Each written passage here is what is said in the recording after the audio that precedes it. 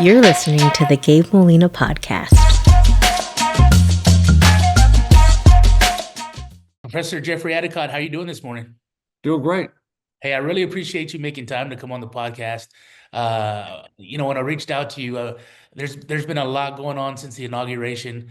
Trump's got the pedal to the metal. I know a lot of times presidents like to talk about what they did in the first 100 days, and I think Trump really sees himself as the best in just about everything he does, and I think he wants to have an extremely impressive 100 days. So even though we're talking pretty quick after the inauguration, um, I feel like it wasn't quick enough because so much has happened even just in this week. But tell people a little bit about you. I know you're a professor at St. Mary's, and let them know a little bit about your background real quick. Sure. I'm currently a law professor at St. Mary's University School of Law here in San Antonio, Texas. I'm also a 20-year Army veteran. I retired as a lieutenant colonel in 2000. I was the senior legal advisor to all the Green Berets, U.S. Army Green Berets, worked in the Pentagon, worked in several combatant commands, deployed 4 times on combat operations, and jumped out of a lot of airplanes. And Oh, uh, now I'm the director of the Warrior Defense Project at the law school, where I provide free legal services to service members and veterans that have been wrongfully accused of misconduct in the performance of their duties. Been doing that for about 16 years. I was the director of the Center for Terrorism Law and still am. Um, but my primary mission now is the Warrior Defense Project. That we're the only law school in the country that has anything like this, where we actually get in the trenches. I've done about 150 cases, and our batting record for victory is about 99%. really?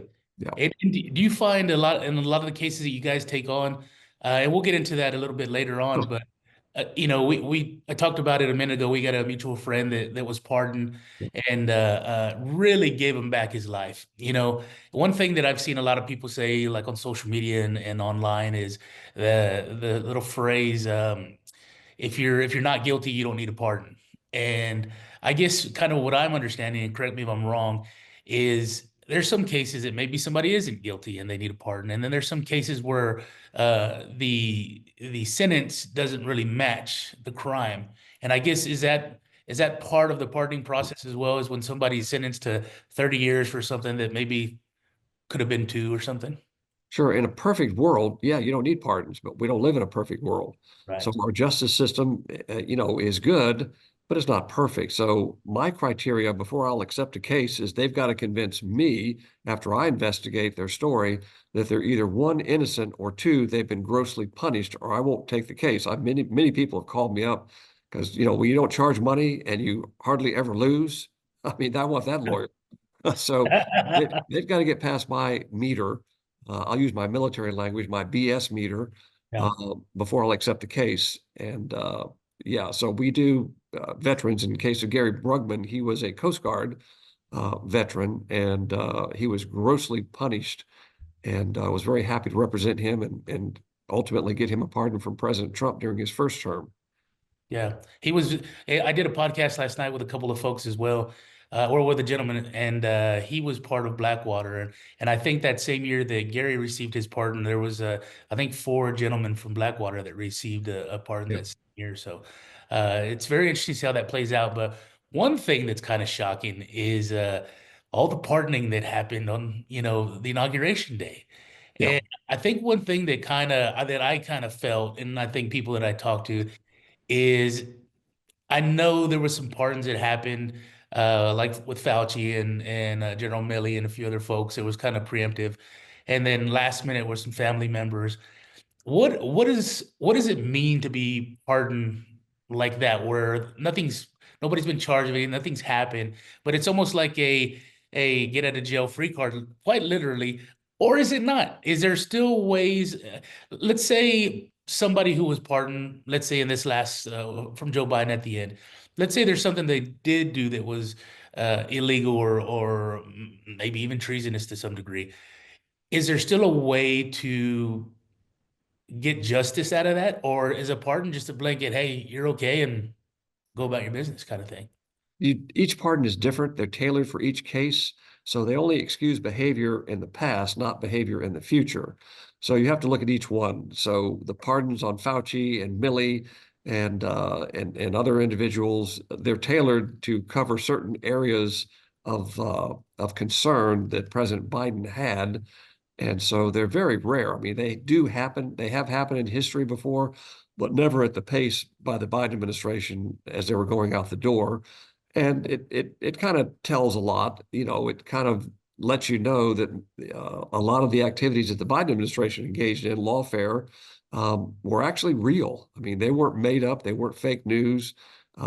There's no question that there are individuals that use their positions for power lust, political gain, and so I think they were trying to basically cover those individuals. But that's a decision that the president has the authority to make. I can disagree with his decision, but was it illegal what Biden did? No. And so, someone that upholds the rule of law in mind, deed, and thought, like I try to do, I always try to distinguish, well, here's my personal opinion, but is it illegal? It's always wonderful when my personal opinion lines up with the rule of law, then I'm very happy.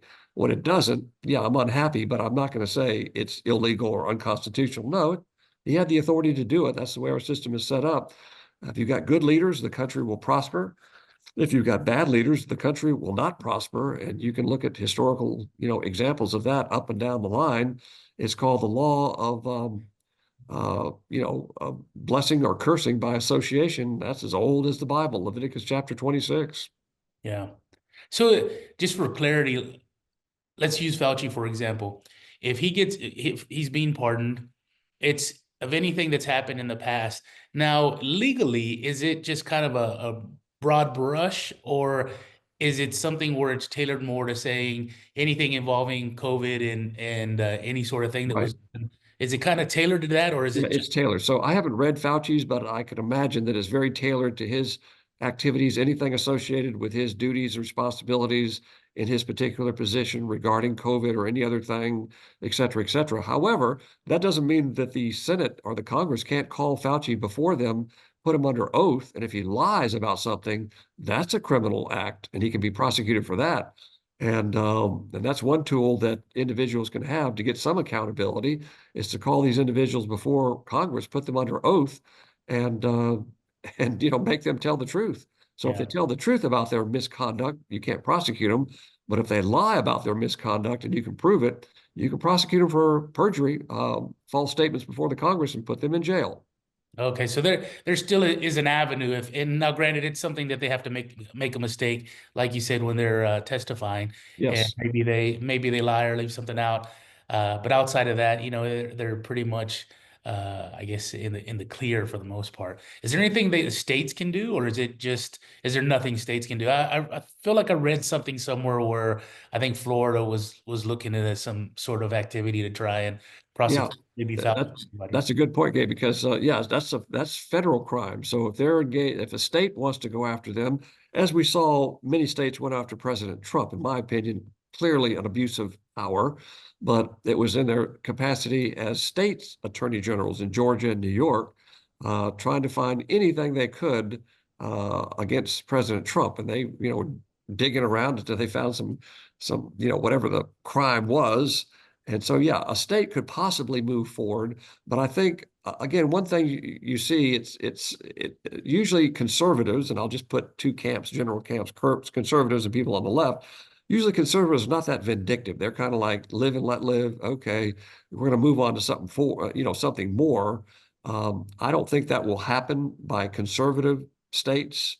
I think they're just going to let it go because they're looking towards the future. They're looking towards better things. They don't want to dig up the past and go through all these activities. For example, Hillary Clinton, the Trump administration didn't go after her after he won in 2016 in that election. And, the FBI investigated her and, not to rehash that, but they could have pursued her, but they didn't. And I don't really foresee anything coming of these things. I think everybody's looking forward.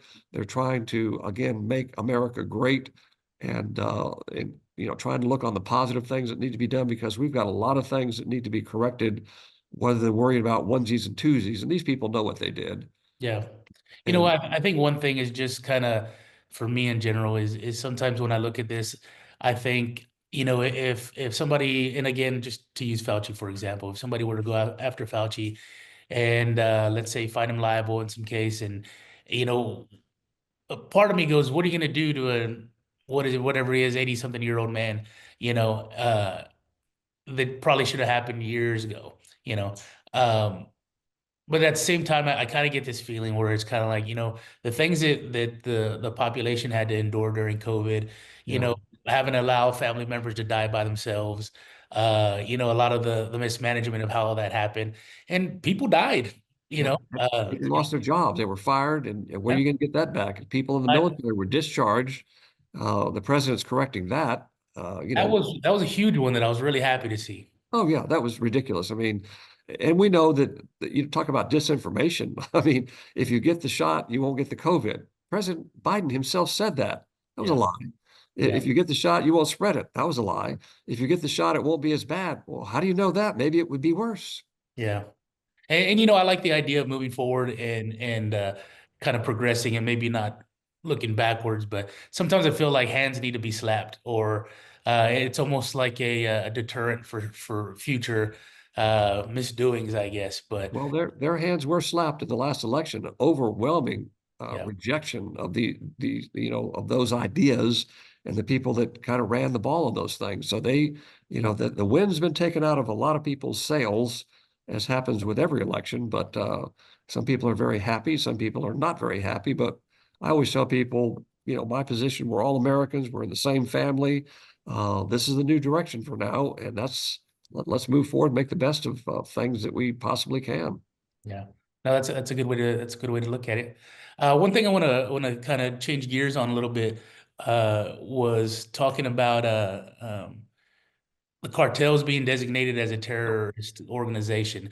Now, I'm just a regular Joe Blow, somebody who goes to work 40 hours a week and tries to inform myself on politics and world stuff when I can. I've always heard and kind of thought about this kind of thing. Nobody ever really did that. I know Trump talked about it before, but nobody ever wanted to make that distinction. And I don't know what the legality is, and maybe you can clarify for me. What does it mean in particular to do that to the cartels in Mexico, because they're so affiliated with the government in Mexico? And I'll be honest with you, I wouldn't doubt that there's some sort of connection to politicians in the United States. So how does, and until we have that information, we can't say that, but Mexico's pretty, we can almost be pretty certain politicians in Mexico are involved with cartels. So what does that mean? Because I feel like it's not like saying, hey, ISIS is a terrorist group. This is right across the border, and it's the cartels are just, they're all through Mexico and in the federal government and just through the country. What does that mean, and what does that look like in the near future for, I guess, maybe activities going on down in the border and in Mexico? Sure. So I guess a little background. When I was in the military, my chief area of legal expertise was in terrorism law, operational law. And so I did that for many, many years. I, was in Colombia, organizing various things for many, many trips against the FARC. Spent a lot of time in Peru against the Sendero Luminoso, and other terrorist organizations. I was in Bosnia. So in the academic world, I kind of talk about it now, but I've got a real world background in dealing with these things. So really, we have it's new legal ground. Again, I'm an attorney, so everything has to be rooted in the rule of law. Before 9/11, there really wasn't a lot of concern about, terrorist organizations. We had some, congressional efforts, but 9/11 really changed a lot of things. And so the issue of designating a group as a terrorist organization, it's, I guess I could start at the big picture. Generally, international law deals with states versus states. And then along comes 9/11, where you have Al Qaeda, which is not a state, but it's like a virtual state. They Hmm. have geography, they have a military, they have a political wing, they have a money wing. And so the same with Hamas, Hezbollah. A lot of these radical Islamic extremist groups are actually, they have a lot of the appendages of a nation state, but they're not a nation state.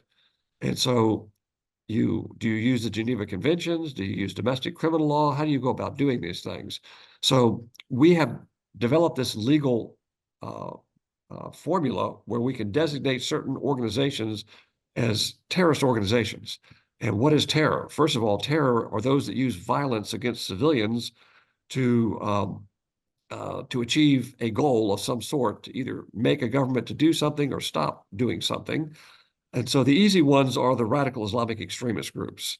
The harder ones are the drug cartels because they look more like a criminal organization, like the mafia. They don't want to destroy a country. ISIS, their goal is to kill, destroy, and take over. The goal of the cartels, like the mafia in this country, is they don't want to destroy the United States. They just want to make money from the United States. And so in the early days, that was probably true. That definition probably fit. But as the cartels got billions and billions of dollars, they're actually now acting like mini states. They have a geography. Certain parts of Mexico, it's controlled by the cartel. They have a military force. They have a political wing. They have a propaganda wing. And there's no question about it that money and politics, there are politicians that will sell out for money, as we saw that with Menendez, with Democrats, Republicans, both in this country and in other countries. Yeah, money will corrupt people. So the cartels actually are like a sub-state terror group. And the terror catch on this is that their product is killing people. And they use terror to advance their goals. They will behead people, they'll torture people, as we saw in Colorado with that gang up there. They're pulling out fingernails on individuals, beating them, engaging in terror because you pull off the fingernails on one person in an apartment complex, everybody else, oh, we're not going to mess with them. So they use terror as a tactic. Just for the record, I've written several, articles and law review articles. I was really opposed to designating the Mexican cartels as terrorist organizations. But, obviously that's what the president decided to do.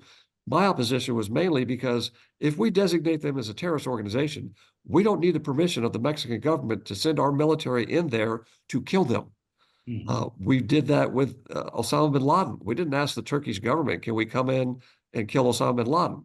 If we designate them as a terrorist organization, we can go anywhere in the world they are and over the objections of the host country, in this case, Mexico, and do what we got to do. Now, you can see that would disturb a lot of friendly international relations between Mexico and the United States. So, but that gives the president that authority. On the other hand, the thing that I did like the designation, and I could see that, is that it gives authority to dry up the money. Because now, as a terrorist organization, we can link with the international banking community and go after the money because it's all about the money. Yeah. And if you dry up the money, you're going to dry up the group. But it does give the president the authority, the lawful authority under U.S. law to send our military into these areas and to kill them, regardless of whether the Mexican government wants us to do it or not. So I guess when I hear that and I think about that, it sounds like that's an option, but it almost sounds like it's also like almost like a negotiating tool, you know, uh, to maybe push Mexico into doing more on their end, to avoid us having to go in and do things on our side. Yep. It sounds like it could get it sounds like it could get pretty ugly. You Yeah. know? In fact, Trump tried to do this in his first administration, and that's one of the things that ruffled General Milley's feathers because I was sitting in a meeting and Trump was talking about sending missiles into the cartels in Mexico, and I got all upset, et cetera, et cetera.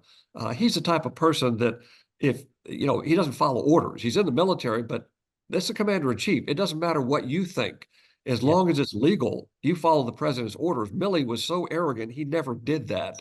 Mad Mm, Dog Mattis is a different example. He didn't like the fact that Trump didn't want to leave large numbers of troops after we destroyed ISIS, but he did the honorable thing. He didn't badmouth your commander in chief. He resigned.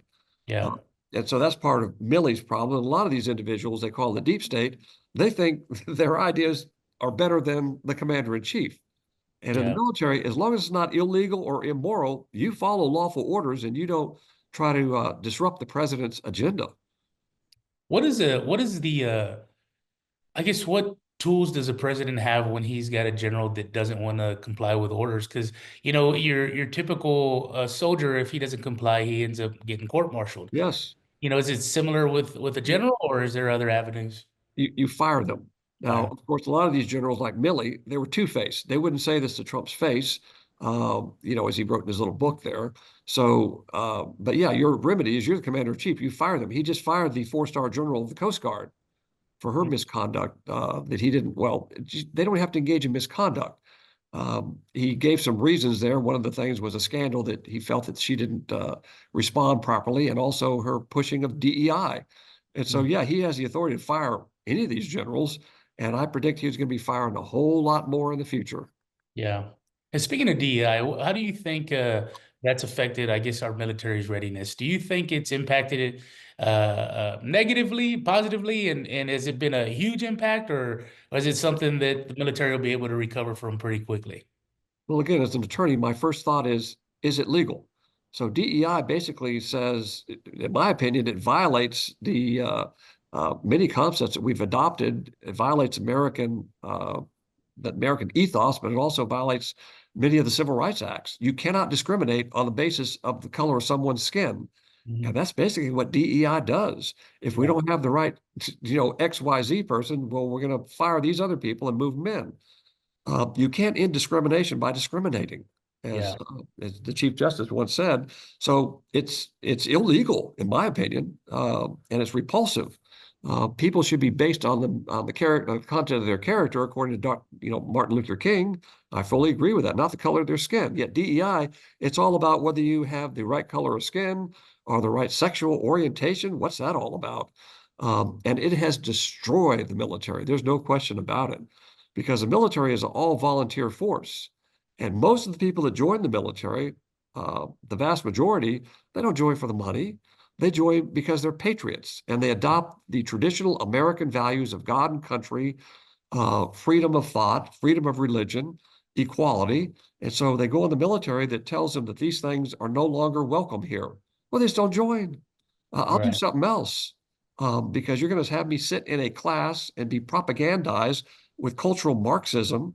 I'm good, and so the people you attract, they're not the people you really want fighting wars.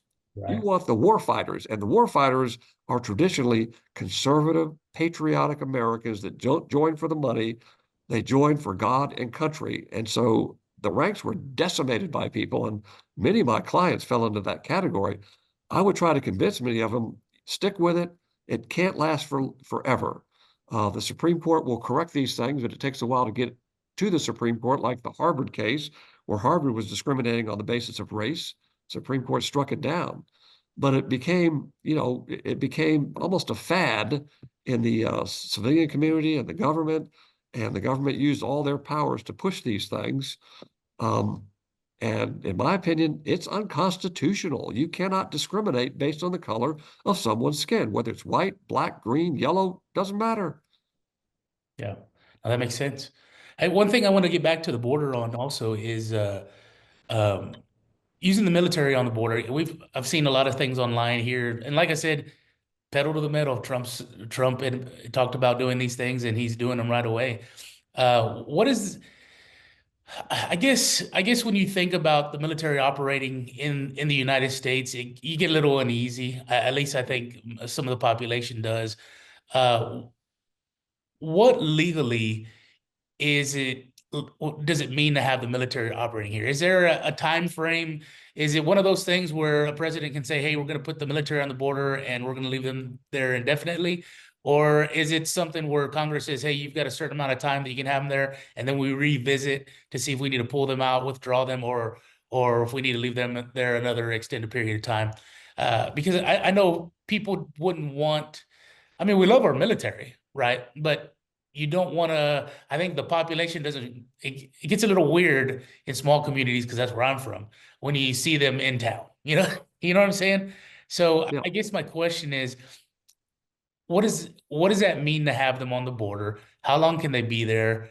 And what is their operating capacity as of right now? And what can it be extended to? Especially, I guess, with the terror designation, how does that affect their operations currently? Yeah, that's a huge topic, and of course, it's rooted in our history, as you indicated. So after the American Civil War, you had federal troops that were sent to the South to occupy, uh, southern cities, and of course, a lot of abuses occurred during that occupation. Mhm. For example, if you were a former Confederate soldier, which almost the entire white population was, you couldn't vote. And oh, by the way, you owe 4 years of back taxes, and we don't take Confederate money. And so we'll just take your land. And so Mhm. you would have the local sheriffs that were trying to enforce these laws, and they would just go to the fort, the military fort, and say, "We need, a regiment of soldiers to go in and enforce the law." And so you had a lot of abuses. And this is not a brief on who should win the war, who shouldn't win the war. I'm very happy the way it turned out. As a Christian, God controls history, but two wrongs don't make a right. So a lot of abuses occurred during Reconstruction. A lot of people made a lot of money. A lot of misery occurred, both for Black Southerners and white Southerners, but that's another story. In any event, when the states were readmitted, the Southern states to the United States, um, they passed the Posse Comitatus Act. Both northern states and southern states agreed that you may not use the military to enforce domestic uh, law enforcement. And so that's been with us for a very long time. It's not in the Constitution, but it is a congressional law passed in the late 1800s called the Posse Comitatus Act. So that means you can't use the military to directly support local law enforcement. But Mhm. the Supreme Court has ruled over the years that they can provide indirect support. Um, Okay. and that would be logistics, transportation. They just can't arrest and they can't investigate or engage in those types of things, search and seizure. Now, that said, if there's a national emergency, they can get involved in those types of activities. And that's what President Trump has done. He's declared a national emergency. The purpose of the military is to protect the nation on exterior lines. The purpose of law enforcement is to protect us on interior lines. And we don't want to get those two blurred. But let's face it, we have an invasion across the southern border. Millions and millions of people have come into this country illegally. And so the president, in his determination, has said, I'm the commander in chief. President Biden didn't view it as an invasion. I do. And therefore, can he do this? Is my first question as a lawyer. Yes, he can. And so he can use the military to line them up along the border and do what they got to do to repel individuals that are illegally coming into the country. Now, so far, the president has restricted their role to support missions. Okay. Um, so he's made that declaration, but obviously the goal is to stop the illegal invasion of the country. All of us are for lawful immigration. I am. I think any normal person is. We're just against illegal immigrants or illegal aliens. That's the term we use in the law coming into the country. You're going to jump the line in front of people that have been doing it right, going through a 5, 6, 7 year process to become a legal citizen, and somebody's going to jump the line. And not only can you jump the line, we're going to give you free housing, free medical care, free educational opportunities, et cetera, et cetera. What? Yeah. It doesn't make sense. It never has made sense because It's if you build it, encouraged. they will It's come. encouraged. So I think the president, and again, the vast majority of the American people, not even close, they're not just okay with the president sending back the criminal elements.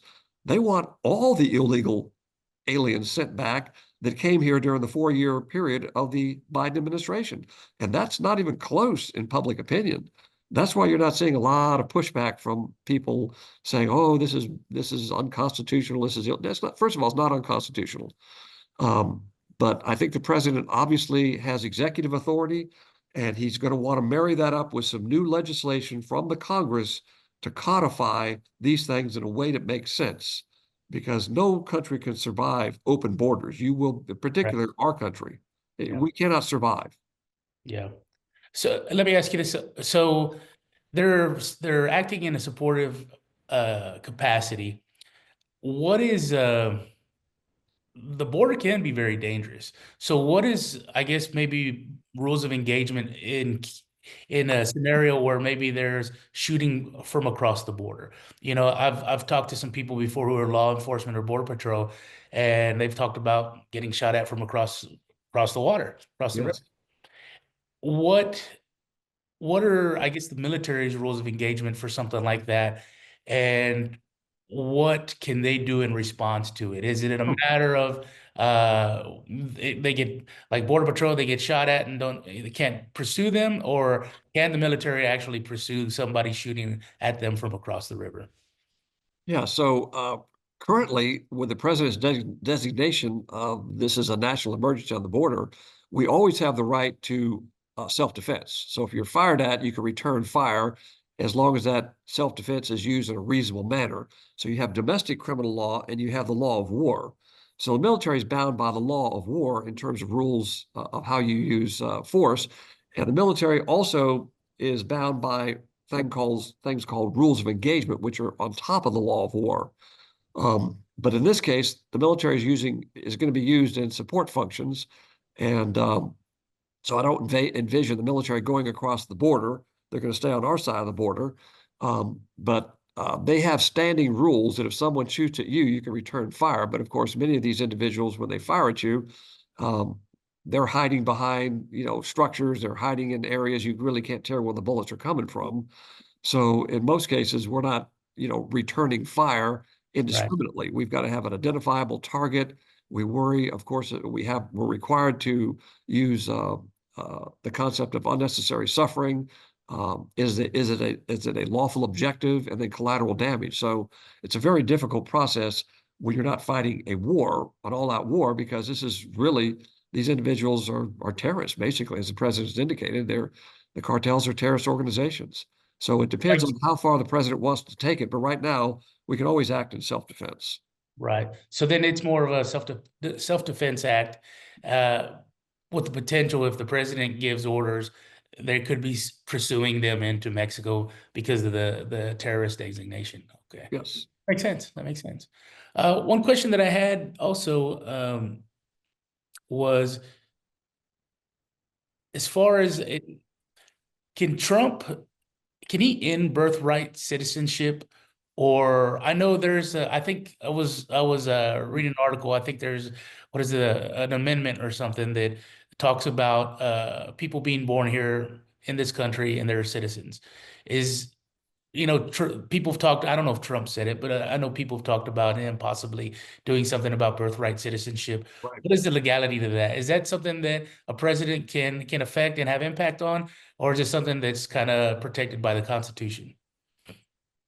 Well, again, in our system of government, the Congress can pass laws. The Constitution can be amended. So the Constitution was amended following the American Civil War, excuse me, to provide equal birthright recognition to former enslaved people in this country.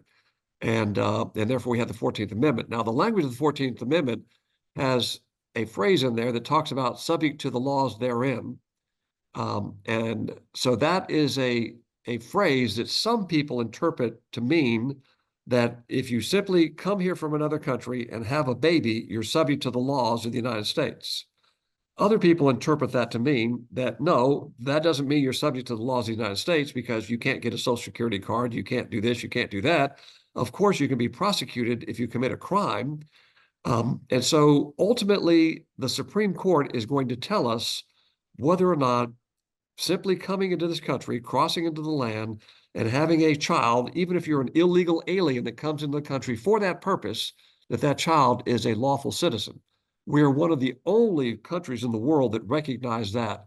For example, if you go to Germany on vacation and your wife has a child, that child's not a German citizen in Germany. Oh no. And you go to France and any other Western country, you don't get to be a citizen simply because you have a child while you're visiting the country, whether you're there legally or illegally. So what President Trump has done is he's kind of pushing the envelope. He wants the Supreme Court to visit this issue because the Supreme Court has never ruled on point.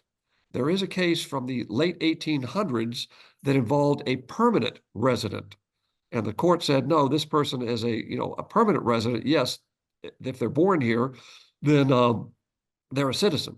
But what President Trump is talking about is an illegal alien that comes into the country illegally. They didn't come in lawfully, and they have a child. Now, ultimately, I have my opinion about it because customarily, since the 14th Amendment, our custom has been that we have interpreted the 14th Amendment in such a way that if you come into the country, whether you're here illegally or legally, if you have a child, that child is a citizen. That's what the Trump administration is challenging. They're not challenging legal people that are legal resident aliens. They're challenging illegal aliens that come into the country to have a child. That is a credible legal argument, in my opinion. I don't know if the Supreme Court will adopt it because ultimately the Supreme Court interprets the Constitution. Gotcha. And they can say, well, and we've seen the Supreme Court has the ability to change our culture like that. Yeah. 10 years ago, marriage was between a man and a woman. And that was recognized by the Congress, the Marriage Act, and the Obama administration, the Clinton administration. They were all very much, oh yeah, marriage is between a man and a woman, not a woman and a woman and a man and a man. That issue went to the Supreme Court, and by a ruling of 5-4, the Supreme Court changed the entire definition of marriage because they found it in the Constitution. And that created a sea change. Now, I'm not advocating one way or the other. I have my own personal opinions. But right now, what is the law of the land? The law of the land is 2 women can marry each other. 2 men can marry each other. So the way our system's set up, the Supreme Court will tell us whether the Trump executive order is constitutional or not constitutional. If I'm a betting man, I would say it's going to be 5-4, where they will say that the Trump order is not constitutional. But it could go 5-4 the other way, which means we'll have a new interpretation of the Constitution. Does the Supreme Court change their mind about interpretations of the Constitution over the year? Of course they do. Again, a lot of people say, well, this is unconstitutional. It's not unconstitutional until the Supreme Court says it's unconstitutional. Now, in the happy world of Jeff Addicott, I love it when my personal worldview lines up with the Supreme Court. Very happy. When it doesn't, I'm not happy, but I don't say it's illegal. No, it's the law. I debate a lot of law professors around the country. Not too many years ago, I debated the president of the ACLU. And she was saying that what we were doing in Guantanamo Bay is unconstitutional, et cetera, et cetera. I've been to Guantanamo Bay. And so basically, I chastised her and I said, look, you're the president of the ACLU. You have a lot of sway with a lot of people. Please don't say that it's unconstitutional because you're not on the Supreme Court. It's not unconstitutional until the Supreme Court says it's unconstitutional. Please refrain from the rhetoric. You can tell people that, in my opinion, it's unconstitutional. But they don't do that in my opinion stuff. They just go, it's unconstitutional. Yeah. No, it's not unconstitutional until, until the Supreme Court says it is or it isn't. And, that debate's on C-SPAN, but, it's just, as legal scholars, I always encourage my students, use your rhetoric properly because, words mean things. And so, again, I have my opinion, but, what's the rule? What's the rule of law? That's what we must adhere to. So we hear that no one's above the law, and then we let millions of people into the country. Yeah, okay. So if let's say the Supreme Court decided that to overturn birthright citizenship and say you can no longer do that, it's no longer allowed. Well, it's no longer allowed for illegal individuals that are illegally here. It would still be allowed for legal citizens. Your child would be a U.S. citizen. It's for those that are illegally violate our laws, come into the country, and have a child is the main thrust of the executive order. So let's say that happened tomorrow. Let's say it happened tomorrow, and there's a line in the sand that's not allowed any longer. What happens to the folks that have already been here that I guess are they grandfathered in kind of thing? It's something that doesn't apply to them. It's just moving forward. Yeah, it's ex post facto. In other words, you can't make a law and then prosecute someone for violating that law for something they did before the law was enacted. And so that's a cherished legal principle. So yes, that would start from the time that the Supreme Court. It's going to take about a year for the Supreme Court to rule on this. But if they rule in favor of the Trump administration's interpretation, and they may take part of his interpretation, they may take some of it, they may reject it all. And so we'll just have to wait and see how they come down on the decision. Yeah, it's very interesting. And I hate to use the word exciting, but it's exciting to see how much is happening so quick. You know, whether it's securing the country, whether it's illegal immigration. You see some of the things happening around the country. You know, I think it was Trudeau left. It Yep. seems like, and all this just things seem to happen even before Trump even took office, and a lot of it is heading in a direction that I prefer. You know, I have my own preferences, and some people will disagree with me, but it's just very interesting to see how fast all this is going. And you know, when you think about it, we all get passionate about our sides and Yeah. how we feel about things. But it's very interesting to talk to somebody like you because you have your own opinions, but you view them from the legal side of it. And I think at the end of the day, us as the population need to maybe work a little harder on not being so passionate about things and look at them legally, and that'll better help us understand what our future is going to look like in the next few years. So I agree. I mean, it's again, I have my opinions. If I don't like the law, I'll work to change it. yeah, But I'm not going to say it's illegal. No, it's not illegal, but I'll make, arguments. I'll have better arguments. And again, free speech in this country is a cherished right. And when free speech is based on consensus, there is no free speech. And for mhm, 4 years, it's basically if you didn't talk the way they wanted you to talk, they were telling you what to think, how to talk, and then they got to telling you what to do. yeah, And Americans rejected that. Again, President Trump had a mandate from the people. He won the popular vote. And if you look at the polls right now, the majority of Americans support his agenda. yeah, They did it before the election. They're doing it now. And a lot of it's just common sense. Enforce the rule of law. We have laws. Allow for capitalism to flourish. We're a capitalistic nation. We're not a socialistic nation. yeah, Our founders believed in limited government, not big government. And these are the two ideas that have always clashed, and they'll be clashing when we're gone. Some people want central control from the government, and other people say, no, leave us alone. We're good. We got this. We want minimum things from the government. Give us a road, a couple of basic things here and there, but we got this. yeah, And so you've got people that embrace socialism. I'm not one of those. And you got people that embrace capitalism. Oh, I understand we have crooked capitalists. When we catch them, we should put them in jail. But that yeah. doesn't mean that socialism is inherently good. I Right. believe socialism is inherently evil. For example, God is a capitalist. Thou shalt not steal recognizes your right, say it, to own private property. And the Yeah, other of the big 10, you will not lust after what your neighbor has. And that's huge. You want what the neighbor has? We're not going to take it from the neighbor and spread it around. That's evil. Get a job, get yeah, 2 jobs, get 3 jobs. yeah. Well, one thing I want to close out with is, and I've appreciated your time. I've really enjoyed our conversation, but I want to close out with the Warrior Defense Project. Uh, Yes, let people know exactly what that is and maybe when it started. And you're the director of it, correct? I am. I'm the director and the founder. Okay. So it started again. I was in the military. Just a kind of background. I went in. I had a 3-year obligation. My plan was to do. I'm very patriotic, God and country. I was going to serve my country for 3 years, and I was going to get out and make money. I got accepted to an LLM tax program where I could go down to Home Depot. When I graduated from that, I just have to get a rake, and I'll be raking it in. I'd be Hmm. a very, very wealthy person. I applied to the LLM program, got accepted, paid my $600. I'm ready to get out.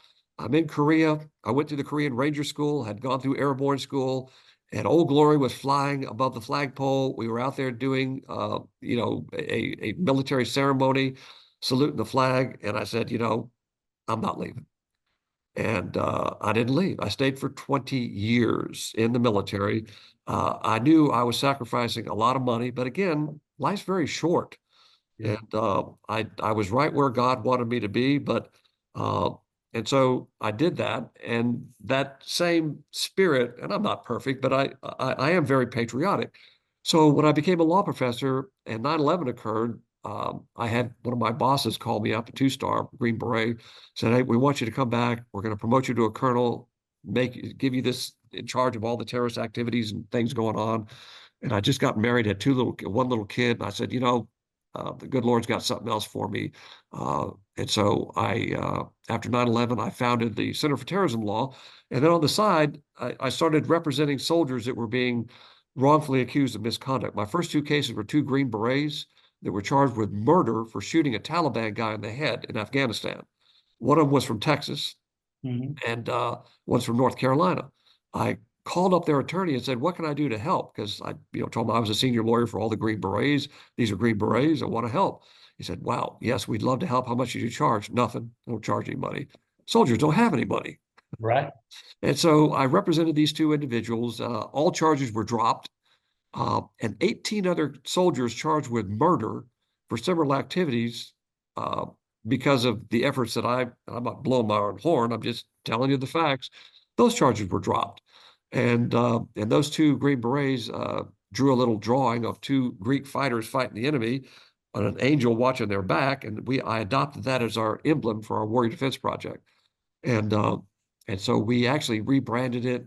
But over the years, I've done about 150 cases, maybe more. I lose track.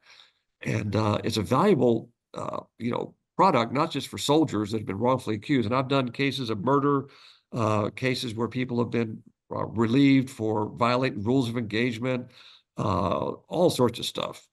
And again, I'm not one of these that says, "Oh, the military's bad. Let's throw out the military justice system." No, it works about 95% of the time. Um, I love being a prosecutor in the military, but there's those cases, the perfect storm where things go through the crack. Most of it is human error or human arrogance or power lust by somebody that wants to advance their career by getting on the backs of other soldiers. Um, and so a lot of it is in the last 4 years is wokeness, political correctness, all sorts of nonsense. Um, and so, that's kind of what I do. And we don't advertise. It's all word of mouth. But I've done cases all over the country, from California to New York. We've been very successful. And one of the benefits we get out of this program is I have law students that help me. And so they get to do real world cases, write briefs, go to hearings, do all sorts of stuff. So we get a benefit for our students. And that's where we have some of the finest lawyers coming out of St. Mary's University, particularly the Warrior Defense Project. And I churn out, about 8 or 9 good ones every year that all of them pass the bar and they move into the real world. So the school gets a benefit, soldiers get a benefit. And again, I do it. A lot of people say, "Why do you do this?" It's a lot of work. God and country, the same thing that motivated me in the military motivates me now. And by the grace of God, will continue to motivate me until the day he takes me home. But it's just the right thing to do. Because when you die, there's no hearse, there's no, U-Haul following your hearse. Sure. You can't take it with you. I think a lot of us live that way as if we can. But one thing that I've learned as I've gotten older is you get a lot more joy out of life when you can help others that can't do anything for you. So I'm glad that you're doing that. And like what we talked about earlier, Gary in particular, Yeah. that's somebody that I know that you've helped, and it changed his life. And I can only imagine all the other people that you've helped, and the War Defense Project has helped, and how it's affected their life. Because there's a lot of folks that endure things that maybe they necessarily shouldn't have had to, and it's a huge impact when you can give somebody back their life. Well, And my last plug, if I can do it, there's yeah, one project that I'm working on right now that I'm very passionate about.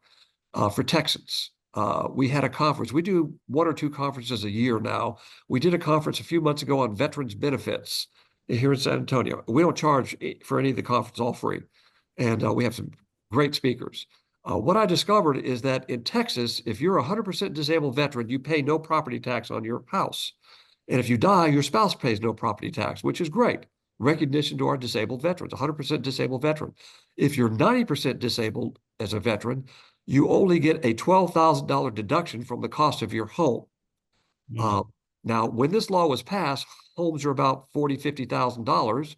So a $12,000 deduction is still pretty good. But sure, homes are now 400,000. yeah, So what I'm trying to get the Texas legislature to do, and I'm looking for a Texas senator or a member of the legislature in Texas that will push this bill forward, because um, it should be more equitable. If you're 90% disabled, you should get a 90% deduction from your paying your real estate taxes. 80/80, 70/70. So the only disabled veteran that really benefits right now is the 100% disabled. But there's a lot of 90% disabled veterans that have lost limbs, that have fought for our country, and they get basically, we're going to supersize the fries for you there, fella. Yeah. And it's not fair. This needs to be updated to match the reality of the times. This is 2025.